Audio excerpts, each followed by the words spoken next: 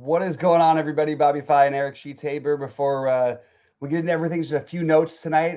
The NBA starts at 6 Eastern, and we have 4 games. Let's go. Probably the last time, right? Last time for 4 games, I think. And that's so we got that. That's big. We got the 1,500 for 250K on DraftKings. There's the big 150 on FanDuel. All kinds of huge tournaments out there. This is the biggest non-football day I think that I've had. Oh, maybe a basketball. No, you know what? I did the Masters. I may have played more than this. Other than that, I have not. Will not have played as much as this since football season, and that was the very end of football season. So, coming off a really good night, I had a chance again at the big one on. I finished third on FanDuel. The FanDuel payout structure is a little rough when it's 50K for first and you're third for 4K, but still had a good chance, made money. And that's 5 nights in a row after a pretty like after losing 20 out of 21 nights to start April. Now it's nice to be back on track and making money. Sheets, how did you do? And and I know. Also, I forgot to mention. I know that you want to do a live sweat later. I'm going to join for part of it for sure. And hopefully we'll have something to root for at 11:15 Eastern time. And then Sheets, I'll let you take it away. Yeah. So I had actually a pretty good night on DraftKings. I missed Rody kind of losing his mind in the Discord last night. I couldn't even tell what he was talking about. Yeah, no, and he was calling out my name and my I didn't know what he was talking about either, but apparently he was threatening to win a live final seed, and then I wasn't aware of that, but I was threatening to win that too, I guess. Good thing I didn't realize it. But we needed what's his name, Dustin May, to not give up in the 5th inning apparently last night. And I ended up getting third in one of the single entries on DraftKings. I did pretty well on DraftKings actually, pretty much in most tournaments. Yeah. I ended up going full on Antichrist and playing the Astros against Philip Flaherty, and nice. Seemed to work out fine after a lot of struggles for a little while. So I went with that, and I did not do well on FanDuel. So you took all the FanDuel equity, which is good. So that was NBA for me for FanDuel. Oh, I thought it was baseball. No, okay. It was 50K. The 50K for first. Oh, okay. Would you get third? Third, yeah. Oh, sick. Yeah, it was a real. It was and I didn't really quite have a chance to win. What do you get for third? $600 or $10,000? $4,000 versus. Oh, nice. 50,000 for first, 4,000 for third. There it is. But you know what? You can't complain. I can't complain because it was less than a week ago that I won it for 50K and it was 10K for second. So and for third. So I can't be too upset about it. Yeah, absolutely. Now that I look, I tied for third, so I would have actually had to chop it. So that's all right though. Well, it is a big night. I'm going to do the live sweat at 11:15, and the reason why I made it 11:15 is because that was going to be halftime of the last NBA game. Because the last NBA game starts at 10. So I figured that would, and we'll play, and then I presume everybody's going to play everybody's going to late swap, and then we'll all go on tilt and play the night slate, and then we'll be all there for the showdown. So 11:15. Halftime of the big showdown, Clippers, Denver. We'll be there to sweat the baseball, the basketball. I'm playing hockey. If I go really on tilt, I'll do an LOL lineup build or something like that. But all kinds of good stuff, and we'll do maybe we'll get the live sweat bump this time. You got it last time. So maybe I'm almost afraid I should stay away just because you look what happened last time. The live sweat bump is real, Yeah, it exists. So let's focus on the baseball. Yeah, we'll do the baseball, and then, like you said, there's a 6 o'clock, whatever. So why don't we do at 5:30? We'll just start right off with the NBA. Yep.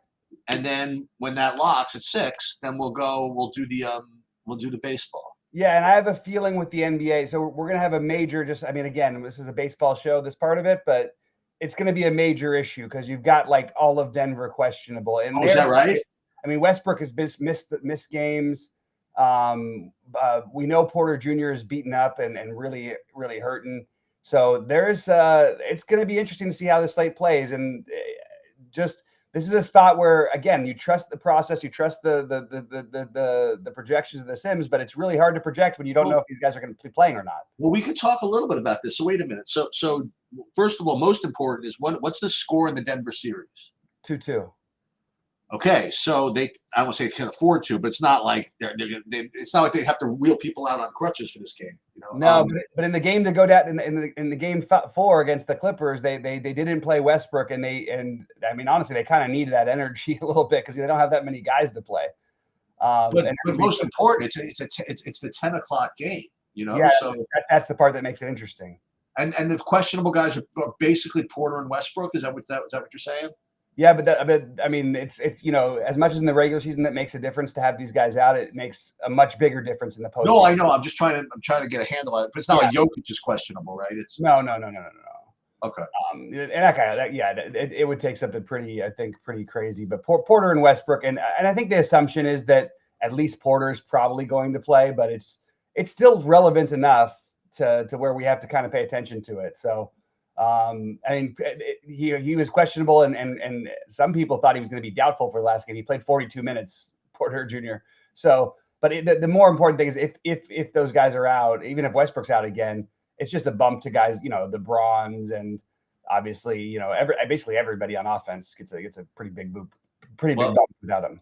Well, I'll tell you something interesting as well. This is the 1500. Yeah. I think I'm not gonna. I haven't spoken to you about the slate yet. By the way, that's what I want to stress this. Like Bobby and I never talk about the slate beforehand. No.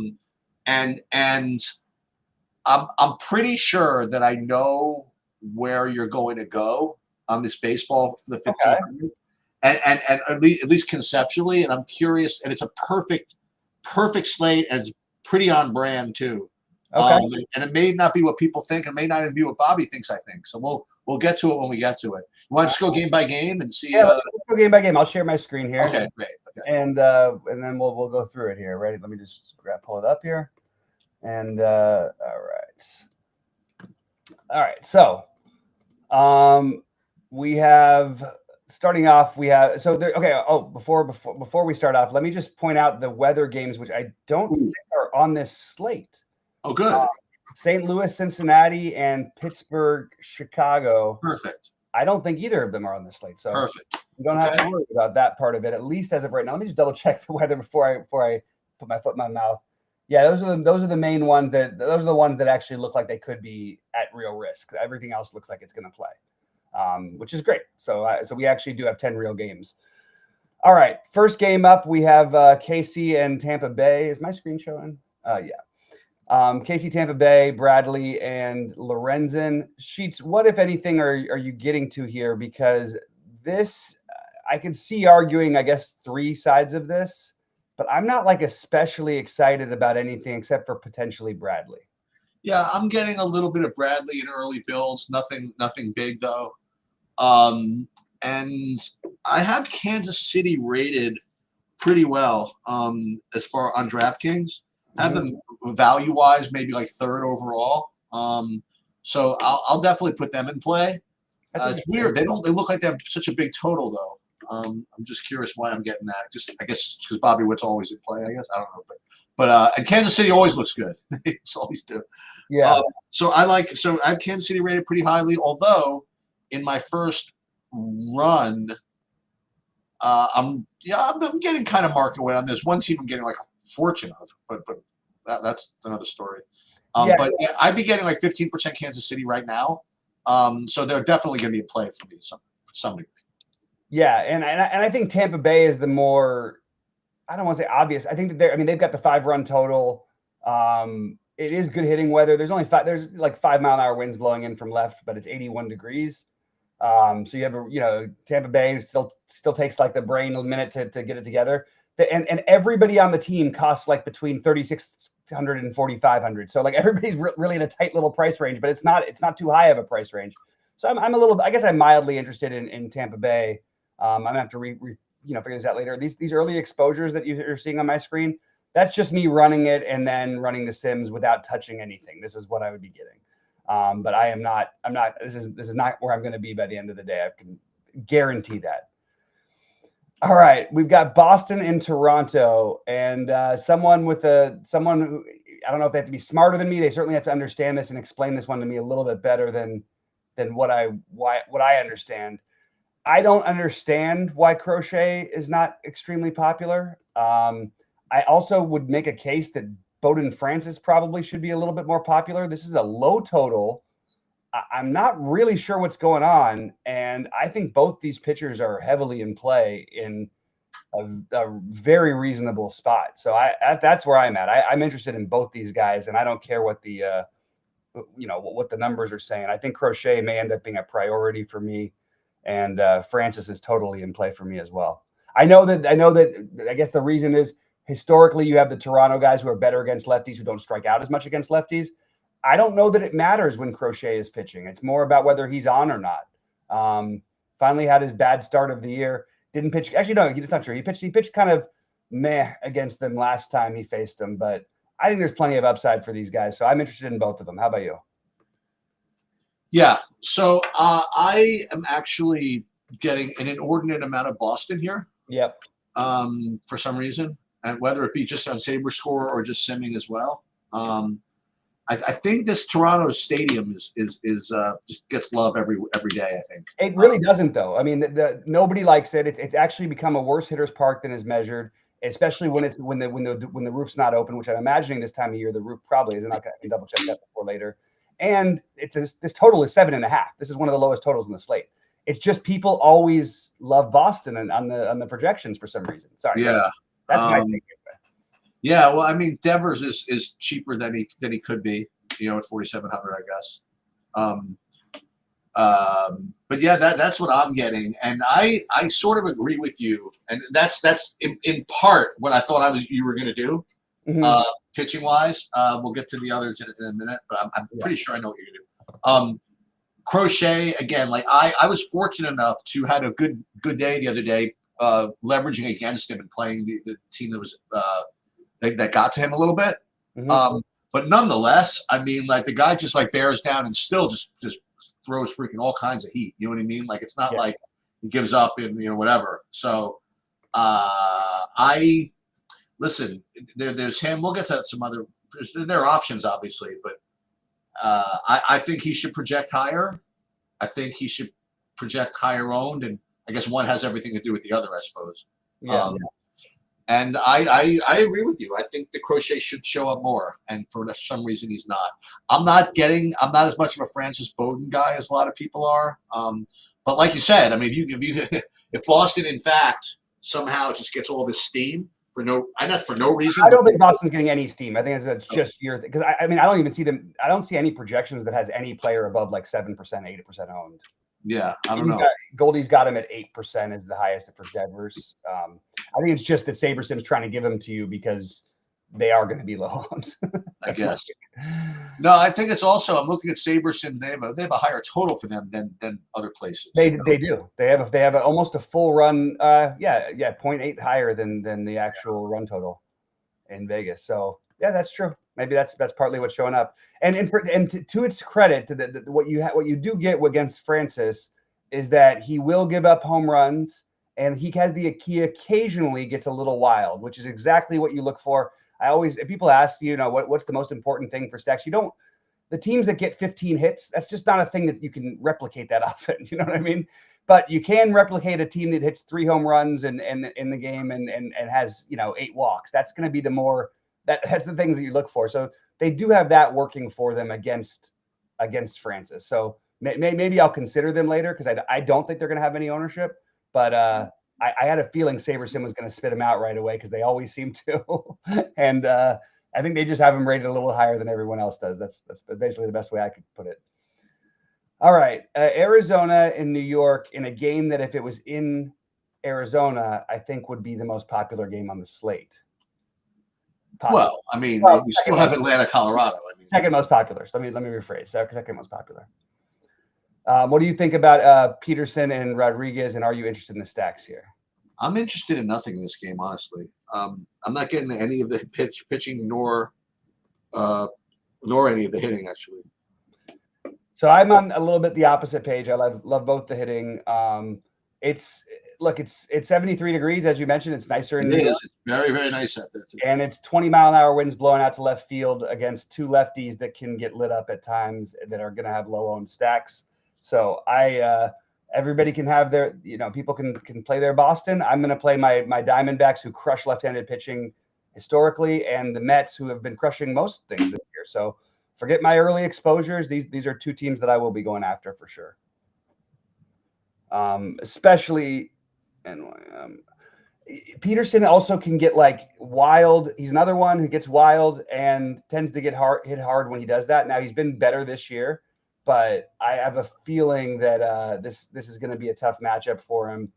It's not like they have the best righties in the world. They just do well. Their lefties even hit left-handed pitching pretty well. So I'm pretty good with the idea of getting to some Arizona and Mets at very low ownership and kind of a sneaky game like they. Again, this is another one. If you want to take SaberSim's things, every game they've got like over the total today. So it's kind of interesting. All right. Milwaukee and Chicago in a game that is cold. Cold compared to the slate. Crosswinds at 11 miles an hour, 53 degrees. You got Peralta against a bullpen game-ish of the White Sox. What do you like here, Sheets? I think Peralta's got to be one of the most popular pitchers on the slate, no matter what happens. Kind of has to be, right? I mean, yep. The White Sox. Best matchup and great matchup, and he has upside. It's not like it's not like somebody else with a great matchup. So, yeah, I mean, sure. Then you have the Milwaukee side is going to project well against the White Sox. Now, again, this is a bullpen game, but it's not like the White Sox have like those old Tampa bullpens. You know what I mean? Like with like all kinds of great guys coming out. Right. It's just guys that can't make the starting rotation on the White Sox. How good can that be? I have Milwaukee rated 4th or something like that. I mean, obviously that Coors game is going to rank we'll get there, but that's going to rank really highly. I already mentioned KC, but I have Milwaukee rated 4th just because the White Sox probably don't have any good baseball players. So, meaning that their bullpen is probably not that good either. So, the thing that's bad about it, like you said, is the weather's not great. But yet still, I still have Milwaukee. So, Peralta, Milwaukee certainly makes sense to me. Yeah, and I'll have some Milwaukee. I'd like to see the projections tighten up a little later. They're not showing a ton of ownership for them. If that stays to be the case, I think that makes a lot of sense. I just don't personally. I'm not going out of my way for it right now, but I will just say like Peralta, he'll be on my priority list for pitchers today, pretty much no matter what happens. Do me a favor. Why don't you start with the Oakland, Texas team? All right, so I'll go back into my. You want to hear me say the same thing about DeGrom every time he starts? There's been nothing especially exciting, including upside for him this year. He's been fine most of the time. It is a good matchup. It's a matchup with upside, even though I think there's a little bit of some scary bats on the A's. We've got his strikeout. I just would wonder. I haven't tested it yet for this season, but I would bet if you took it to DeGrom since he over the last 5 years, I would bet you how many games has he been pulled out of the 3rd inning and all these things, and he's going to be super jammed. Look, he's on my list, but I think I like the other guys a little bit better than him. I definitely will have some exposure because I think there's definitely upside against this team. And then on the flip side, I wish this was Texas's real lineup because I would have interest in Texas. But as of right now, it's basically a bullpen game over there too. I mean, Lopez is not going to throw. How many pitches do we have Lopez for? I'm going to guess it's around 60 at the most. 76. That's more than I would have thought. I think Texas is totally in play. I just wish that Kyle Seager was there and Higashioka and Kevin Pillar weren't the two guys at the top of the lineup because this White Sox team, this Rangers team has not hit the ball the way that I expected them to, even though they've actually won games. So yeah, I guess it's DeGrom and some Texas, but honestly, I'm less excited about the Texas than I normally would be. You do have really cheap pieces at the top of the lineup with Pillar and Higashioka. But I mean, why would I, seeing Higashioka hit second at the, and again, I don't know, just against a righty, it doesn't really make, it's against Lopez, who's a lefty. Doesn't really make a lot of sense. And I think there's major pinch hit risk for both Pillar and Higashioka. So that's, I guess, my concern. So wishy-washy on Texas, and wishy-washy on DeGrom. So this game is probably one of the harder ones for me to figure out. So I hate to spend too much time on one game, but the reason why I wanted you to go first, I just want to make sure that I was right about what you were going to say, and I was. So here's the thing, okay?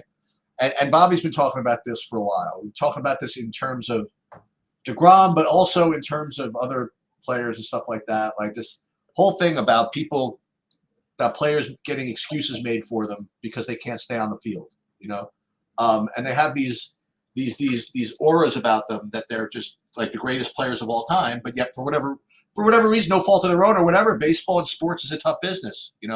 They get hurt a lot, and yet people still expect like them to come back like freaking Jesus. You know what I mean? Like whenever they just come back to play, and every time DeGrom just kind of goes on the mound, people continue to project him as if he's going to score 30 fantasy points like every single day, because he, for a period of time, maybe 3 or 4 years ago, he was able to do that, I guess. Yep. Now, maybe I understate it or whatever it is, but I mean, look, and it's not exactly this simple, but the fact of the matter is, I mean, you look at the guy's freaking game logs, he looks like some freaking 7K pitcher. You know what I mean? Like, not 7K, whatever. He's got one with 25, obviously against the Dodgers. Yeah, of course against the Dodgers in Boston and the Red Sox. But I mean, he can't get out of games. He can't do anything. And you have a guy who, especially in like the 1500 or whatever, is going to be like 35% owned. I mean, he just is, because of a combination of the name and like longer term talent and longer term numbers. But I have to say that, and I'll take this from what's his name, Adam Scherer. He was talking about something completely different. He was talking about actually Austin Hayes yesterday in this kind of idea, is that when a player is like hurt and like not himself, like on the one hand, you really shouldn't be factoring in those types of numbers if now where he's going to be healthy, right? And likewise, if a person is really just obviously not the same, you really shouldn't be factoring in the stuff where who's super hyper elite, because you're just not built the same way anymore. Mm-hmm. So all that is to say that according to the projections, DeGrom is as he always is going to be until these projections kind of fall off from the past. He's always going to look great. He's always going to listen. Kudos on DraftKings for making it hard. You know what I mean? Like they could have made him 10K and he still would have been 35% off. Do you know what I mean? It did make a difference. So they made him 8,800, which is obviously cheaper than the old DeGrom should be, right? But eventually we're going to have to look at DeGrom like Verlander. You know what I mean? Like not exactly the same thing. Yeah. But the fact is I think this is a perfectly fair price for him, 8,800. I don't think it's completely off the wall cheap. I don't think you have to jam him in. And then how many times have we seen Oakland like beat on people? DeGrom being no exception. He gave up 6 hits and 2 runs in just his last start, I think. By the way. What? Against the A's, he was his last start. He had 13. That's what I just said. Yeah. Oh, I thought he meant his last start in general. Yeah. That's what I just said. I'm going to get to him in my projection and stuff, but I don't think that I'm going to play him in the big buy-in. I think it's a very nice, easy, and it's not like there's no other options. There's a billion pitchers you can pitch today. Yeah, that's where I'm at too. So I mean, you really want to just play 35% on DeGrom, who might be, I don't say washed. You know what I mean? But I would say he might be like 55 or 60% in the higher buy-ins because people still have this stuck in their head. And not to say that he can't put out he might go out for 30 today. That's totally possible. Sure. But we're just saying that it's not this like guy who's going to put up 30 most of the time. Like he hasn't done it yet, though. I mean, when is he going to done it? He hasn't done it. And the top 2 pitcher tonight is someone's going to have 30, right? Yeah, probably. I mean, between Crochet, Peralta, and then all these other guys throwing them in, someone's going to have 30. Yeah, so at least 25 plus for sure. Yeah. Right. All right. So that's pretty much where I'm at. And as far as the hitting goes, I do have Texas rated 1, 2, 3, maybe 5th or 6th or something like that. And yeah, I would prefer a better lineup too. Guy like Adelis Garcia hitting like 7th now or something like that. So I don't know what's going on with them, but these guys have struggled. Yeah, but I don't mind Texas. Yeah. So that was this next one coming up for me is a little bit of my cross off. I feel like I could make a lot of arguments for different cases. There's just other places I'd rather take hitters from tonight, and I'm just not all that excited about. I think Reese Olson's a better pitcher than he gets credit for, so I don't want to try and attack him. Gusto, from what I've heard, has actually got some decent stuff. I don't know much about him personally, but I've heard about him enough. If I did anything, it would probably be a Detroit stack here, but I personally am mostly just off this game, I think. Yeah, I'm off of this game. Make us a bigger slate smaller. Yep. So I got no problem with that. I'm ready to deal with this Atlanta. All right, let's talk about the Atlanta and Colorado, because I'm just gonna do my normal, as always, weather check and see if there's. Well, are you gonna do the same thing as the last couple of times? You say, well, I don't why no one's playing Atlanta. Let's play them. I mean, they're gonna be. They weren't played that much. It's amazing. They really weren't. And by the way, they scored 6 runs, but it wasn't a score 6-3 in that game. It wasn't like it was a. Yeah, but there were people in like well, at least the buy-ins I was tracking that had the Braves. You know what I mean? They were in some lineups. They were, no, of course, but like, I mean, we're talking about like 10%, like not. Right. It wasn't like a crazy number on a small slate. A 6-game Right. slate. I thought it would be like 30%. Right. But you do okay. So it's still coldish, 57, but there's the wind's blowing the other direction, which is nice. Just mostly it's not going away. And as much as I used to like Herman Marquis, man, it's really hard to get excited when you see this game log. And I watched the Dodgers put up like, what did they score on him in that game? They scored like, was it? I think they scored 7 or 8 runs, and I don't think he made an out. Did he get an out? He might have gotten 1 out. That was not in Coors either. It's going to be hard to argue that these shouldn't be the chalkiest teams between Smith-Shawver pitching for Atlanta, who's probably the worst of their rotation, with Marquis for the Rockies, who used to be fine. He used to be the guy who could get away with some things. I just think he's done, man, at least as far as Colorado done. So, yeah, it's going to be really hard to argue against both of these stacks. And the question is what else you could do, I guess, if you don't play them. But I think they're both, I mean, they're probably 1 and 3 as far as stacks go for me. Now, will I end up playing any 5-mans? Probably not. I'll probably use them as my 3-mans, or maybe I'll do a 4-4 with them. I just don't love playing this much chalk, but honestly, if you're going to do it, you could probably get away with playing the Colorado side at low ownership. And by the way, Colorado is cheap also. So maybe that's my take here, is that we take some shots with Colorado and maybe a little bit less Atlanta. I have Atlanta and Colorado rated 1-2. Just throwing it out there. And like you said, Colorado is going to be significantly lower owned than Atlanta. So, yeah, I do like the Colorado side, and obviously not getting any of the pitchers. Yeah, it's I'm just double checking. Should we consider Smith-Shawver? I mean, I guess that it's not the worst thing in the world to do. I don't think, as you would say, I don't think we need it though. I just don't think. Yeah, exactly. I just don't think you do either. Let's go play Francis Bowden if you want to do that. I mean, yeah, it's only the thing is that these Rockies are pretty bad. All right, here's a game with 2 pitchers that everyone knows I like very much, and we've got a rooting interest in this one. Yes, we do. And I like both of these pitchers just fine. Neither of them is a priority for this matchup. If I had to pick one, it would probably be Pivetta, because San Francisco has got a less frightening offense than San Diego, I guess is the best way to put it. But this is a 6.5 total. Yeah, both these guys look pretty good. They're both pricey enough. And I had one friend talking to me about how he loves baseball. He loves finding like the guys who were good and are good, and then we're bad, and then we're going to be good again. And he loves all the prospect stuff. And he's been talking to me about how Pivetta is going to have this incredible year, and Pivetta's off to a nice start. And I don't know why I wouldn't. He told me this before the season started. I don't know why I wouldn't keep riding with it. Is this your same like the Cousins? Yeah. Okay. Yeah, and they're really. I mean, when I say well informed, like these kids are. I mean, they're freaking early 20s. They're all magna cum laude, whatever's from UCLA and all the best schools. They're smart kids. So when they talk about stuff like this, they usually know what they're talking about. And I think that Pivetta is very much in play. And I think Webb is just, again, it's a weaker Padre lineup, but you should have Arias back today.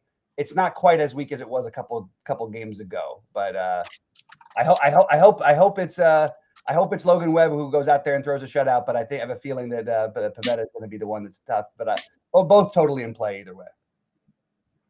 How about for you, Sheets?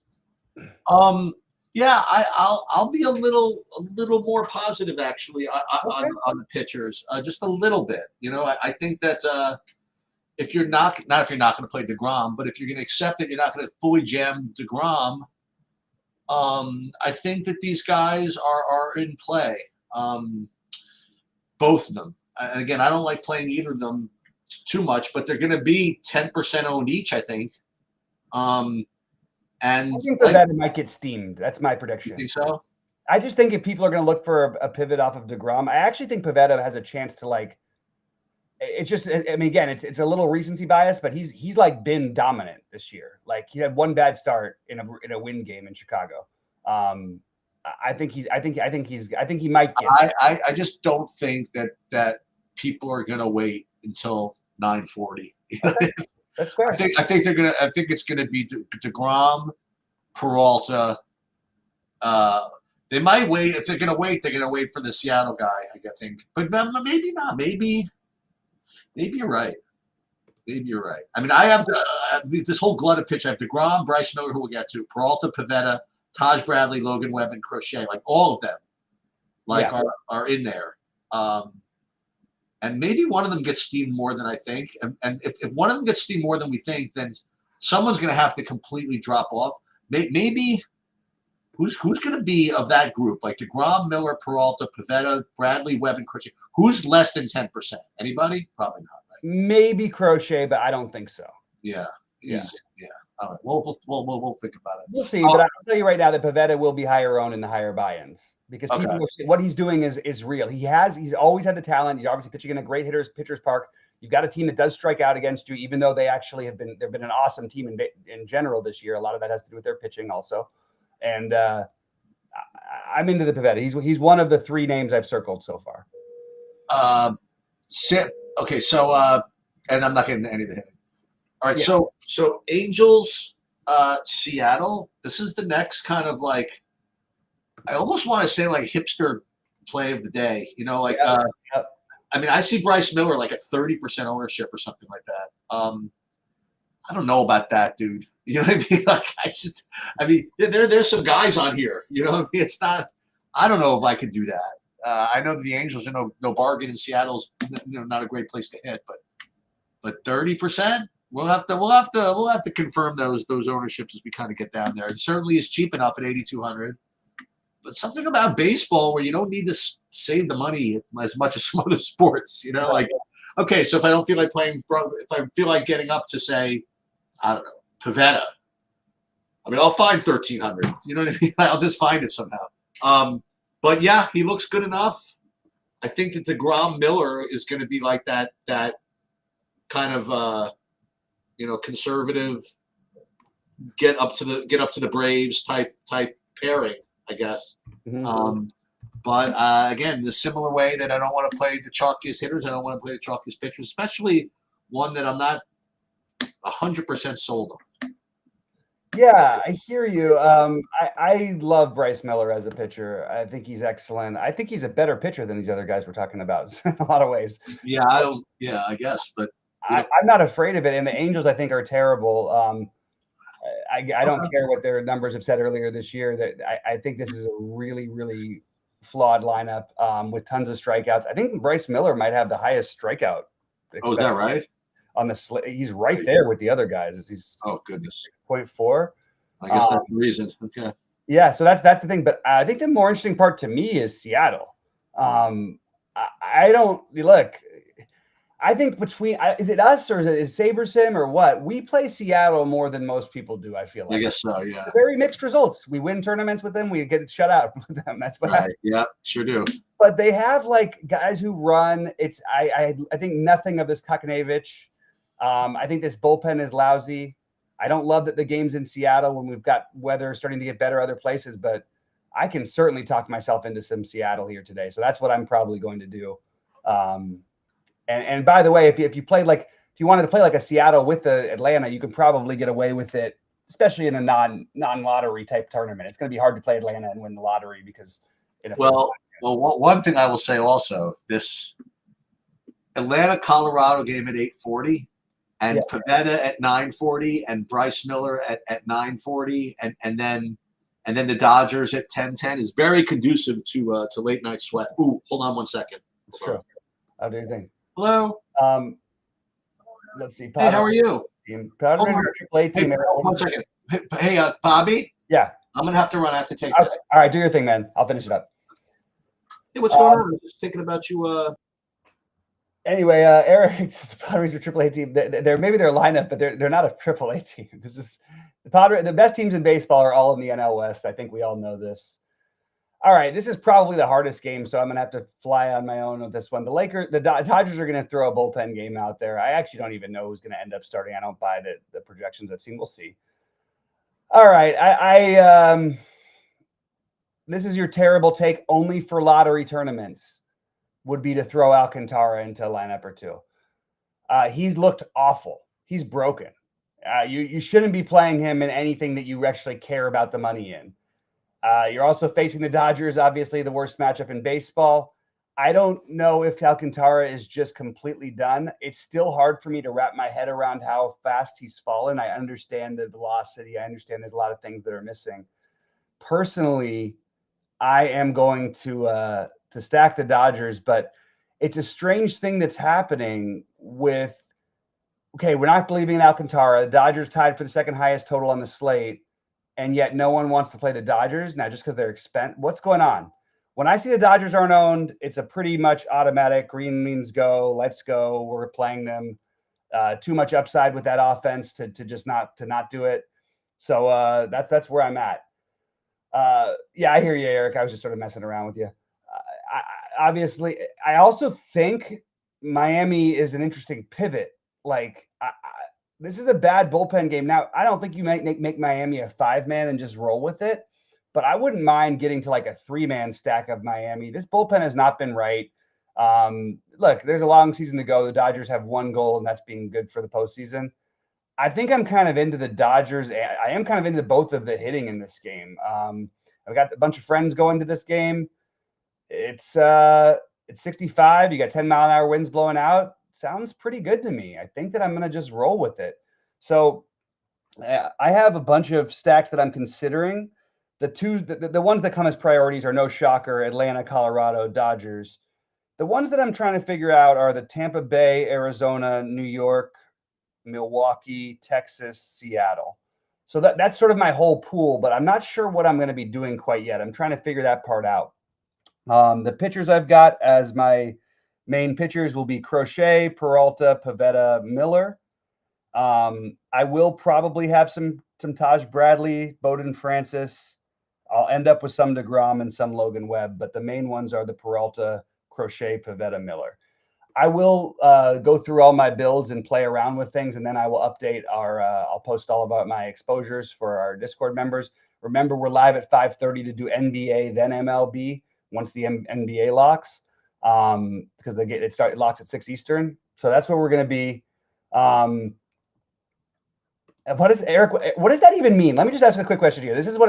I hate these I love Eric, but I hate these kind of comments. The Marlins, you were on last night. The Dodgers shouldn't have won. The Marlins were completely dominated outside of 1 inning. They had 1 inning where they had a few lucky string hits together, and the Dodgers still won the game. I have no idea what that means. The Marlins should have won the game. I don't get that. Just because they were close, so they should have won. What about them looked better than the Dodgers last night? It was just 1 inning. That was it.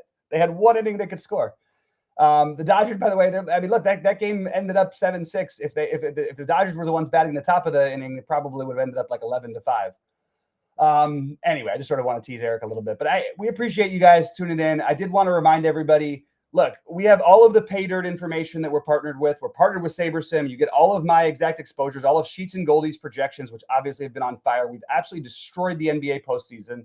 We've got a great team. We've got Brandon Cruz for NASCAR, Rody's playbook every day. He just missed out on, unfortunately, the big satellite last night to win the 50K satellite.